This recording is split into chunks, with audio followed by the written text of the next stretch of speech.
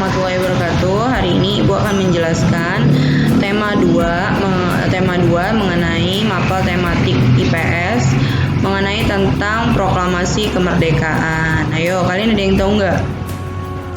Sebutkan nama tokoh yang ada pada layar video kalian. Nah, ya jadi beberapa tokoh ini adalah tokoh penyusun atau yang membuat naskah teks proklamasi.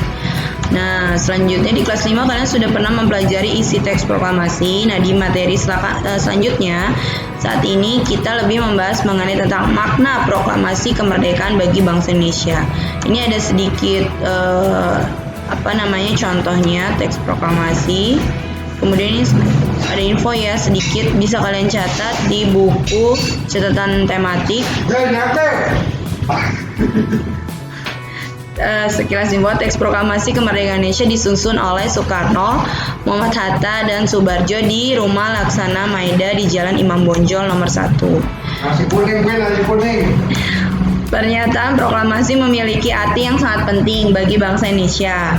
Proklamasi merupakan titik puncak perjuangan pergerakan kemerdekaan lepas dari belenggu penjajahan asing dan lahirnya negara kesatuan Republik Indonesia.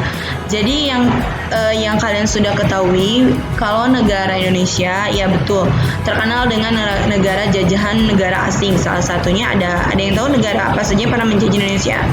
Ya, ada Portugis, kemudian Spanyol, kemudian Belanda. Nah, kita lanjut ya. Makna proklamasi kemerdekaan bagi bangsa Indonesia ada 5 makna. Yang pertama, menandai lahirnya bangsa Indonesia sebagai bangsa yang merdeka. Kemudian puncak bangsa Indonesia meraih kemerdekaan para pejuang dari daerah. Nah, jadi dari beberapa, kita kan dari Sabang sampai Merauke ya.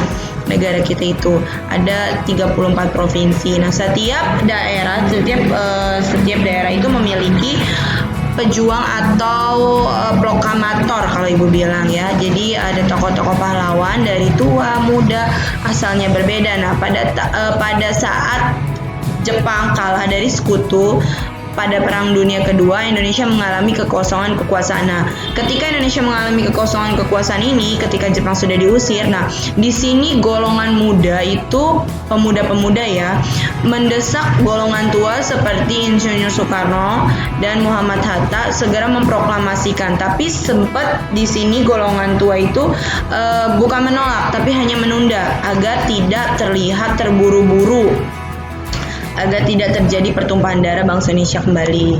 Kemudian setelah didesak oleh golongan muda, akhirnya Insinyur Soekarno dan Muhammad Hatta beserta kawan-kawan merumuskan teks proklamasi. Nah, setelah itu pengakuan dunia luar. Ketika negara kita sudah merdeka, tantangannya adalah pengakuan dari negara luar. Jadi negara kita itu pernah dijajah oleh Portugis, Spanyol, Belanda, Inggris, dan Jepang. Untuk seperti diakui oleh negara lain itu kita butuh perjuangan. Nah, negara yang pertama mengakui kemerdekaan Indonesia adalah negara Mesir.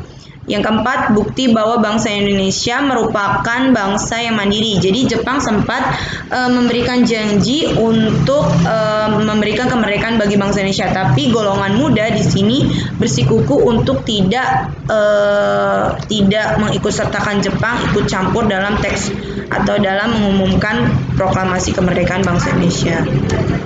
Kemudian 5 landasan untuk bersikap terhadap dunia. Yang pertama, bangsa Indonesia penggagas kemerdekaan bangsa-bangsa di Asia dan Afrika. Setelah melakukan kemerdekaan Indonesia, bangsa Indonesia ini memelihara aktif dalam gerakan non-blok. Jadi non-blok itu dia tidak memihak dari pihak satu atau pihak kedua ketika perang dingin terjadi atau berlangsung. Perang dingin adalah perang yang tidak langsung antara blok barat yang dipimpin Amerika Serikat dan blok timur yang dipimpin oleh Uni Soviet. Nah, kemudian setelah kemerdekaan terjadi tahun 1945, apa yang kalian bisa lakukan untuk memahami atau memaknai penerapan proklamasi? Ini salah satu contohnya ya. Ada di lingkungan rumah, di lingkungan sekolah, dan di lingkungan masyarakat. Kemudian upaya mempertahankan kemerdekaan itu terjadi beberapa peristiwa. Ya, salah satunya pertempuran Medan Area, kemudian pertempuran Ambarawa, yang ketiga adalah pertempuran Bandung Lautan Api. Kalian bisa catat Ada catatannya di sini, proses atau penyebab terjadinya pertempuran tersebut. Nah, ini adalah 10 latihan soal. Jadi kalian pertama catat dulu catatan yang saya berikan tadi barusan. Kemudian kerjakan latihan soal di buku latihan tematik beserta jawabannya ya. Oke, sekian pembelajaran hari ini. Wabillahi taufiq wal hidayah. Wassalamualaikum warahmatullahi wabarakatuh. Selamat pagi.